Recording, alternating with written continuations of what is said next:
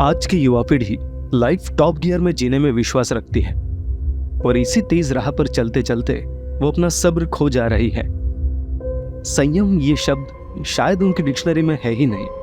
सब कहीं ना कहीं पहुंचने की जल्दबाजी में लगे हुए हैं, पर कभी कभी यही जल्दबाजी उन्हें एक ऐसे मुकाम पर ले जा सकती है जहां से वापस आना शायद बहुत मुश्किल हो।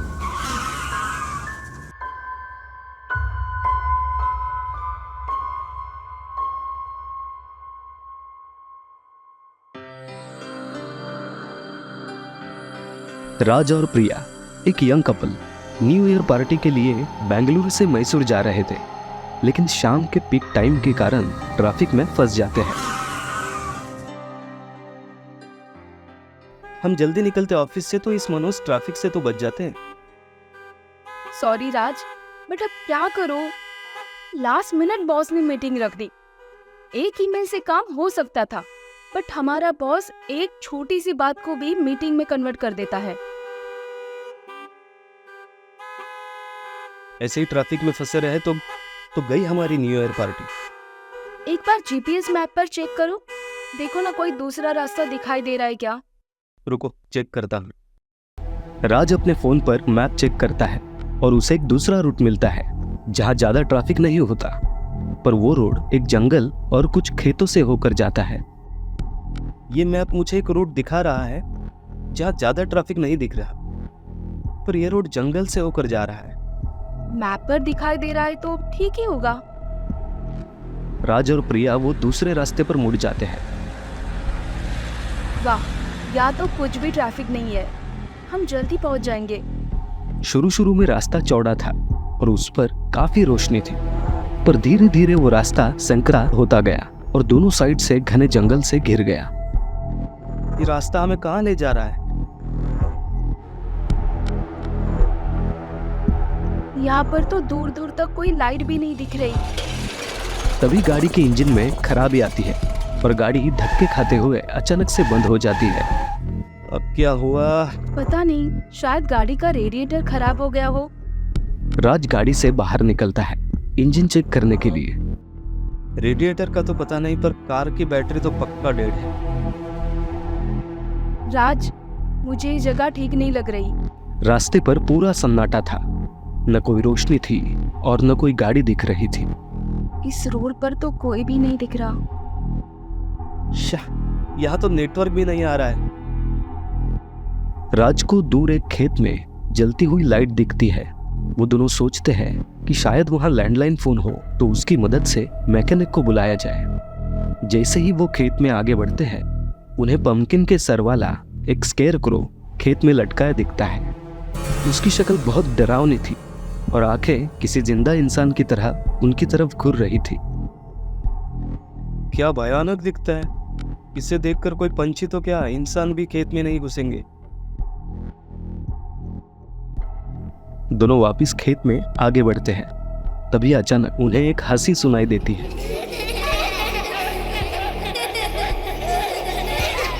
राज और प्रिया डर के मारे वहीं थम जाते हैं और अपने चारों ओर देखने लगते हैं।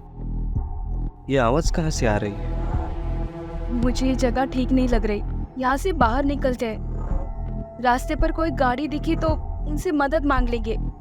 जैसे ही वो वापस जाने के लिए मुड़ते हैं तो देखते हैं कि उस स्केयरक्रो का सर उनकी ओर मुड़ा हुआ है और उनको ही घूर रहा है। ये देख राज और प्रिया के होश उड़ जाते हैं। स्केयरक्रो की आंखें आग की तरह चमकने लगती हैं और वो जमीन से अलग होकर हवा में उड़ने लगता है। हे भगवान! स्केयरक्रो उड़ते हुए उनकी तरफ बढ़ता है। ये भयानक मंजर देखकर राज और प्रिया अपनी जान बचाने के लिए खेत में अंदर भागते हैं।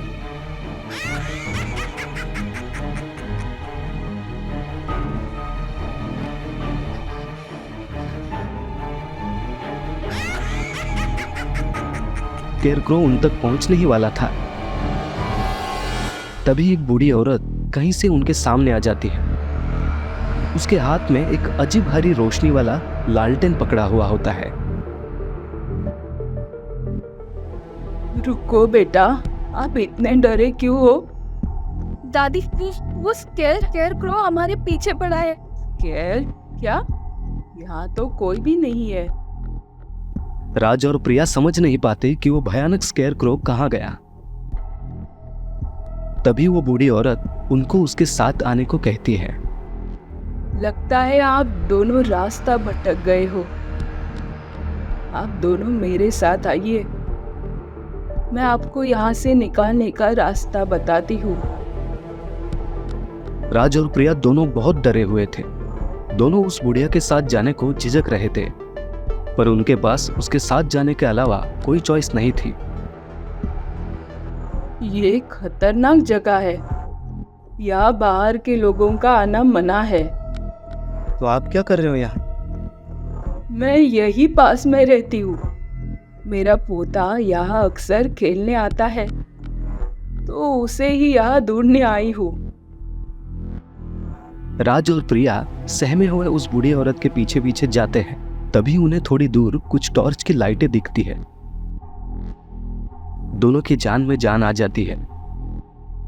वो आगे बढ़ ही रहे थे कि अचानक उनको एक चीख सुनाई दी।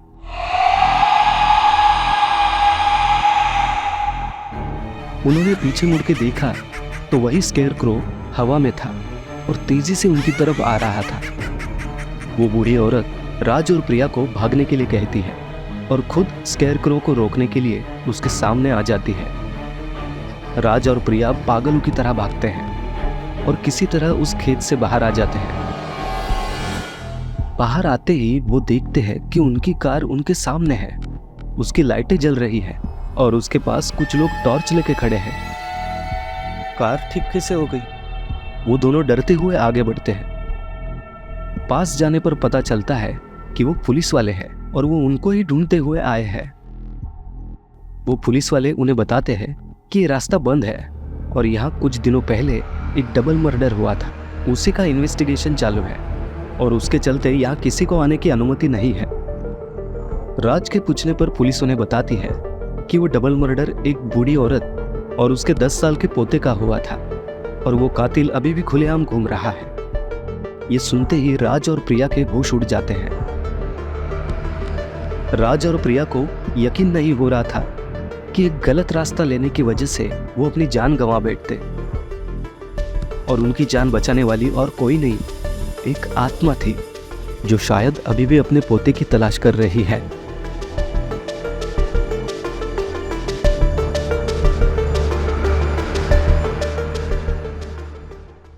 अगर आपको ऐसी कहानियां सुनना पसंद हैं, तो डरावना फ्राइडे को लाइक, शेयर और सब्सक्राइब कीजिए।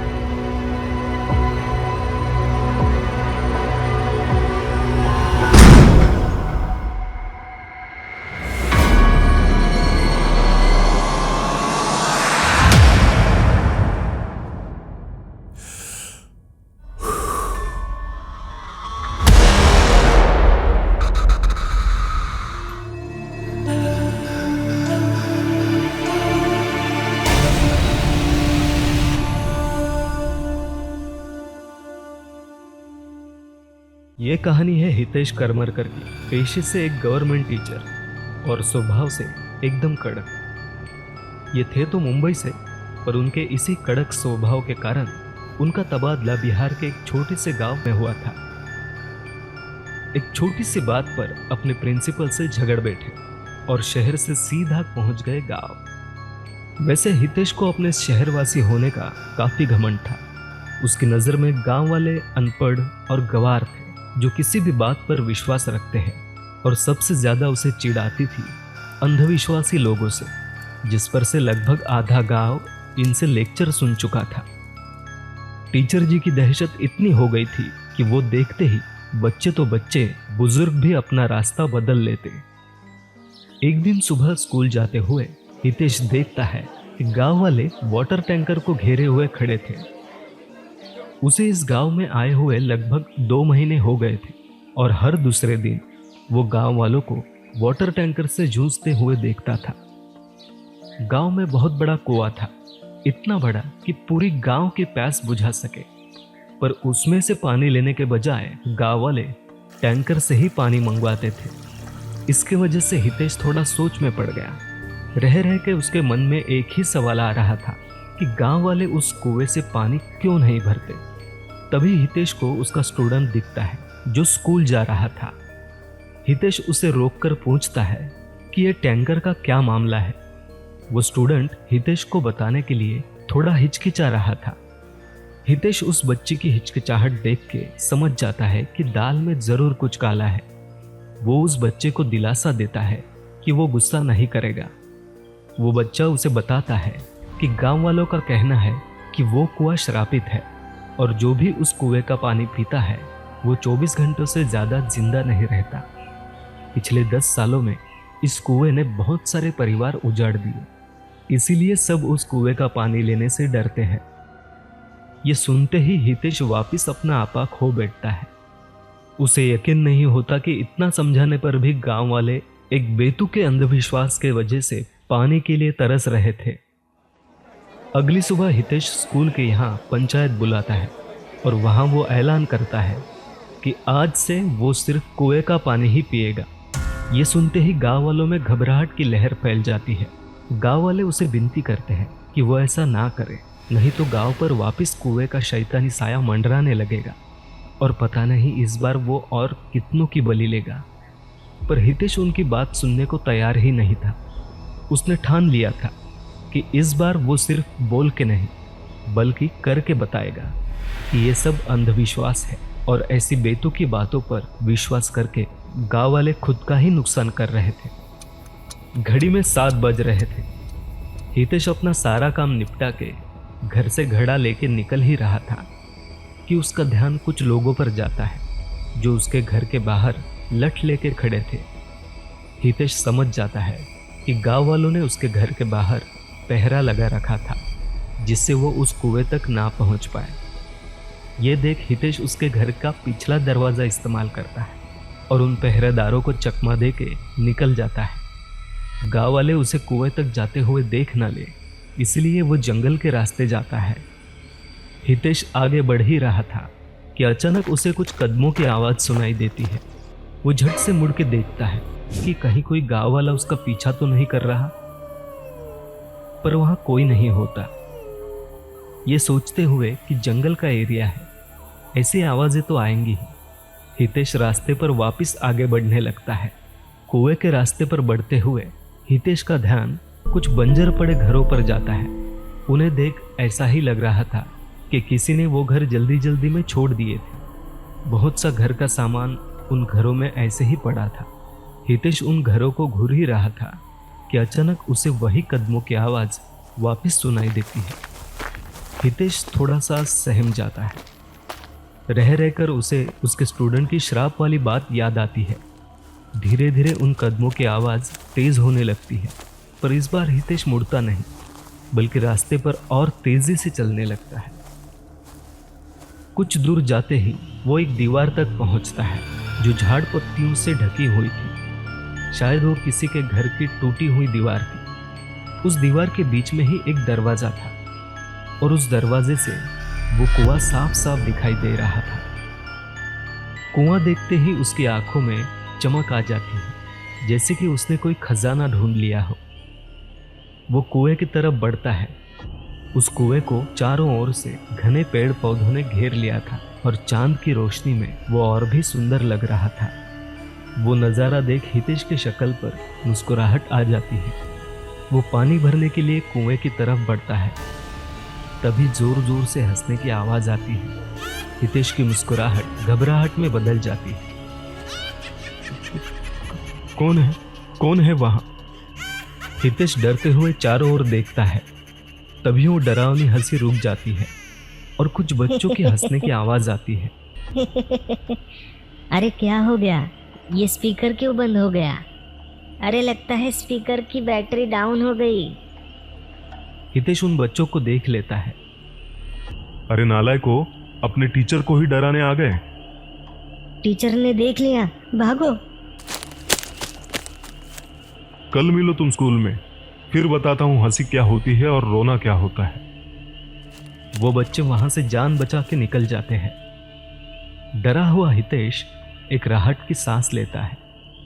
शांत होने पर उसे याद आता है कि वो जिस काम के लिए आया था वो तो रह ही गया। वो कुएं में बाल्टी छोड़ता है और पानी से भरी हुई बाल्टी ऊपर खींचता है। बाल्टी भारी होने की वजह से उसे काफी मशक्कत करनी पड़ी है, पर वो जैसे ही बाल्टी कुएं से बाहर निकालता है वो हाका बाका रह जाता है। वो बाल्टी पूरी खाली थी और उस पर पानी एक कतरा भी नहीं था, जैसे कि वो पानी में डूबी ही ना हो। हितेश वापस बाल्टी कुएं में फेंकता है और भरी हुई बाल्टी बाहर खींचता है। इस बार भी वही होता है, बाल्टी पूरी सूखी बाहर आती है। अब हितेश गुस्से से लाल हो जाता है। वो समझ नहीं पा रहा था कि ऐसा क्यों हो रहा है। गुस्से से आग बबूला हितेश फिर से बाल्टी कुएं में फेंकता है। पानी लिए बिना तो यहाँ से नहीं जाऊंगा। इस बार वो कुएं से एकदम सटकर खड़ा रहता है, जिससे वो बाल्टी खींचते हुए कुएं में ही देख पाए। जैसे तैसे करके वो बाल्टी कुएं से बाहर खींच लेता है। बाल्टी पानी से भरी हुई थी। वो देख हितेश खुश हो जाता है। वो सारा पानी घड़े में भरता है और अपने घर के तरफ मुड़ता है। वो कुछ ही कदम आगे बढ़ता है कि उसे एक आवाज सुनाई देती है। हितेश, हितेश। हितेश को लगता है बच्चे वापस शरारत कर रहे हैं। अब तुम मुझे मेरे नाम से बुलाओगे। कल सिर्फ स्कूल में मिलो, मैं सबकी तबीयत से क्लास लूंगा। और ये बोल के हितेश उसके घर की तरफ चल पड़ता है। फिर से कोई उसका नाम पुकारता है, हितेश, हितेश। अब हितेश बहुत चिढ़ जाता है अब बहुत हो गया मजाक। और गुस्से से वो कुएं की तरफ मुड़ता है तो देखता है कि वहां पर कोई नहीं था। मैं तुम्हें आखिरी मौका दे रहा हूं, ये शैतानी बंद करो और चुपचाप बाहर आ जाओ। हितेश गुस्से से चारों तरफ देखता है। तभी अचानक उसकी नजर कुएं पर जाती है। वो देखता है एक सिर कुएं से बाहर आता है। लो, मैं बाहर आ गई। हितेश की आंखें फटी की फटी रह जाती है। मैंने तुम्हें 2 मौके दिए बचने के, 2 बार बाल्टी खाली भेजी, पर तुम फिर भी नहीं माने।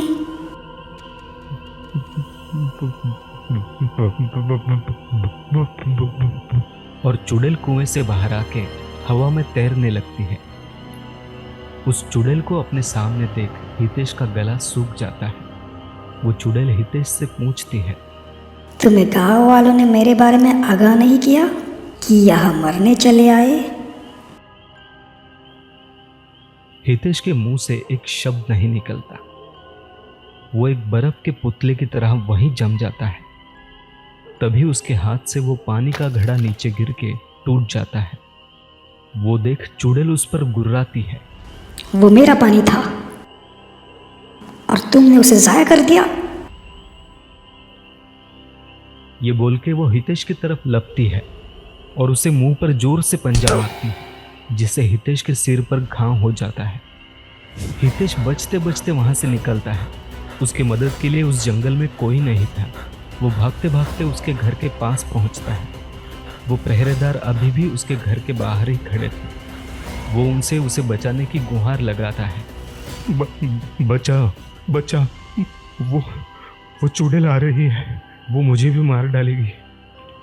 वो लोग हैरान कि टीचर जी घर से बाहर कब और कैसे गए और वो किससे खुद को बचाने की बात कर रहे हैं। हितेश जल्दी से अपने घर में घुस जाता है और जाकर टेबल के नीचे छिपता है। उसे बाहर से उन पहरेदारों की चिल्लाने की आवाज आती है। वो सुन के हितेश और डर जाता है।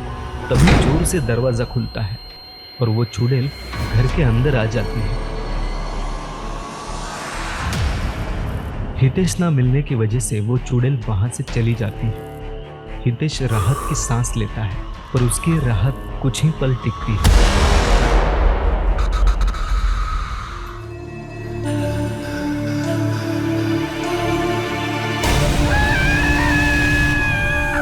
चुड़ैल उसे घसीटते हुए वापस कुएं के पास ले जाती है। हितेश समझ जाता है कि वो कुछ ही पलों का मेहमान है। तभी उसका ध्यान कुएं में पड़े एक कंकाल की तरफ जाता है। वो चुड़ैल हितेश को उसी कंकाल को घूरते हुए देखती है और उसे कोसते हुए कहती है, हाँ देखो, वो मैं ही हूँ। थोड़े से पानी के लिए इन गाँव वालों ने मेरी जान ले ली। हितेश कुछ भी सोचने की या समझने की मनस्थिति में नहीं था। वो सिर्फ चुड़ैल से उसकी जान की भीख मांग रहा था। प्लीज मुझे यहाँ से जाने दीजिए। मैं आपसे वादा करता हूँ कि फिर यहाँ कभी नहीं आऊँगा। पर वो चुड़ैल उस पर कोई रहम नहीं दिखाती और उसे घसीटते हुए कुएं में ले जाती है। हितेश उस कुएं के बाहर पड़ा हुआ था। जैसे ही उसकी आंखें खुलती है, वो देखता है उसके सामने वही 2 स्टूडेंट्स बैठे हुए थे जो हितेश को उस रात डराने आए थे। वो स्टूडेंट्स हितेश को बताते हैं उन्होंने उसकी चिल्लाने की आवाज़ सुनी और जब वो यहाँ पहुँचे तो हितेश कुएं के बाहर जमीन पर तड़प रहा था, जैसे कि वो पानी में डूब रहा हो। हितेश समझ नहीं पा रहा था कि वो इस अनहोनी घटना का आकलन कैसे करे। वो उन बच्चों को उसे पुलिस स्टेशन ले जाने को कहता है। वहाँ हितेश पुलिस को कुएं में दिखे कंकाल के बारे में बताता है। जब पुलिस उससे कुएं में गिरे कंकाल के बारे में जांच पड़ताल करती है, खुलासा होता है कि वो कंकाल बहुत सालों से लापता एक गर्भवती औरत का था जिसका नाम शीला था। उसके गांव में पानी की किल्लत थी, तो वो दूसरे गांव से यहाँ पर पानी के लिए आई थी। तभी इस गांव की कुछ औरतों के साथ पानी ले जाने पर से कुछ कहासुनी हो जाती है और गलती से धक्का मुक्की में शीला कुएं में गिर जाती है और वो औरतें डर के मारे उसे बचाने के बजाय वहीं पर मरने के लिए छोड़ के चली जाती हैं। उस दिन हितेश को एक सीख मिली कि हर वो चीज़ जो हमें समझ ना आए वो अंधविश्वास के तराजू में नहीं तोलनी चाहिए। कभी कभी कुछ चीज़ें विश्वास और तर्क के भी परे होती है जो किसी को समझ नहीं आती। अगर आपको ऐसी कहानियां सुनना पसंद हैं, तो डरावना फ्राइडे को लाइक, शेयर और सब्सक्राइब कीजिए।